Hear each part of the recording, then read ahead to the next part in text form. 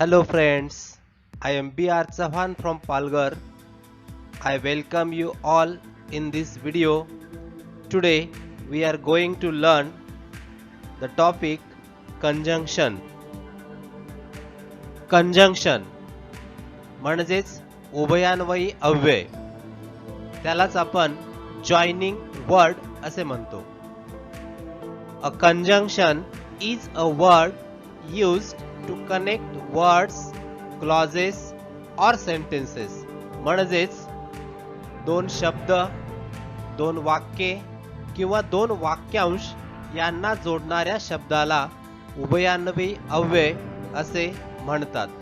For example and, but, so that, or, though, although, because, etc. हे शब्द वाक्यामध्ये कसे वापरतात ते पाहू. For example Siddhi and Swara are my daughters या वाक्यामध्ये अँड हे कंजंक्शन वापरले आहे. Rahul was clever but failed in the examination या वाक्यात बट हे कंजंक्शन वापरले आहे.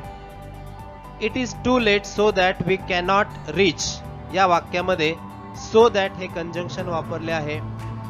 तर do you want to go or not या प्रश्नामध्ये ऑर हे कंजंक्शन वापरले आहे. Though he had studied hard he failed या वाक्यात दो हे कंजंक्शन वापरले आहे. तर I like you because you are very clever या वाक्यामध्ये बिकॉज हे कंजंक्शन वापरलेले आहे. काइंड्स ऑफ कंजंक्शन्स म्हणजेच उभयान्वयी अव्ययाचे प्रकार.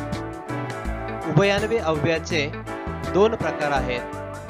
एक कोऑर्डिनेटिंग कंजंक्शन, दोन सबऑर्डिनेटिंग कंजंक्शन. आता कोऑर्डिनेटिंग कंजंक्शन म्हणजेच समान दर्जाची उभयान्वयी अव्यय. उदाहरणार्थ and, but, or, so, as well as, not only but also, neither nor, either or, otherwise, yet, however, for, hence, therefore, etc. तर सबऑर्डिनेटिंग कंजंक्शन म्हणजे गौण दर्जाची उभयान्वयी अव्यय. उदाहरणार्थ so, when, while, till, because, since, unless, so that, though, although, then, before, till, where, who, which, whose, whom, as soon as, no sooner than, hardly when, so that, as or so, dash as, etc. विद्यार्थी मित्रांनो, या ठिकाणी video pause करा आणि स्क्रीनवर दिसणारा तक्ता आपल्या वहीमध्ये व्यवस्थित लिहून घ्या आणि व्यवस्थित या तक्त्याचा अभ्यास सुद्धा करा.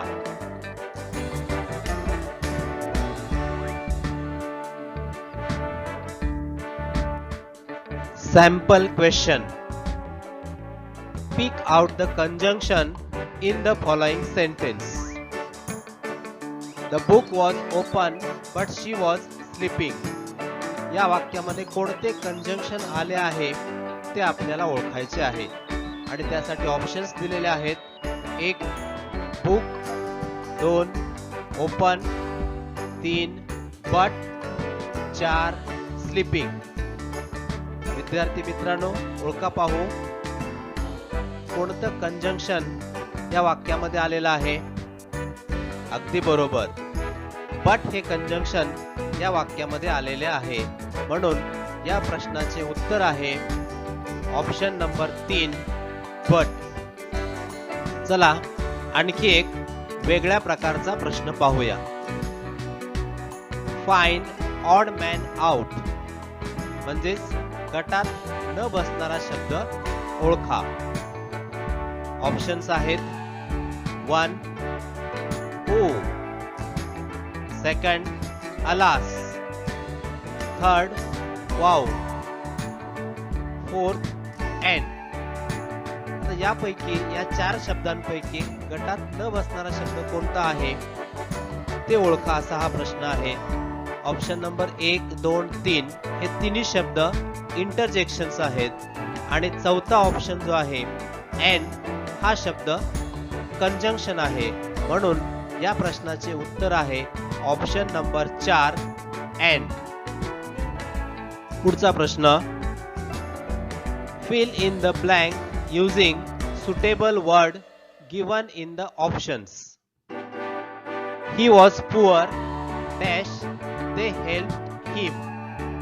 ऑप्शन्स आहेत 1 so 2 though 3 although 4 because. so though although आणि because पैकी कोणते कंजंक्शन आपल्याला रिकाम्या जागी वापरायचे आहे ते शोधायचं आहे. सांगा बघूया कोणतं कंजंक्शन या ठिकाणी वापरावं लागेल. अगदी बरोबर, ऑप्शन नंबर 1 या ठिकाणी दिलेले सो हे कंजंक्शन या रिकाम्या जागी आपल्याला वापरावे लागणार आहे. म्हणून या प्रश्नाचे उत्तर आहे ऑप्शन नंबर 1 सो. हा एक वेगळ्या प्रकारचा प्रश्न पहा. Pick out the sentence where the underlined part has been used as a conjunction. आणि ऑप्शन्स दिलेले आहेत. 1 What is that noise? That शब्दाला अंडरलाइन केलेले आहे. Option number 2 That is what I want. या सुद्धा वाक्यामध्ये that शब्दाला अंडरलाइन केलेले आहे. Option number 3 I have done that much only. या वाक्यामध्ये सुद्धा that शब्दाला अंडरलाइन आहे. Option number 4 He goes there so that he may meet his family. या वाक्यामध्ये so that या शब्दाला अंडरलाइन केलेले आहे. आता या अंडरलाइन केलेल्या शब्दापैकी कंजंक्शन कोणतं आहे ते सांगा पाहू. गुड, so that हे कंजंक्शन आहे. म्हणून या प्रश्नाचे उत्तर आहे option number 4 He goes there so that he may meet his family. Option number 4 हे या प्रश्नाचं उत्तर आहे. In the next part we will learn detailed information about interjection.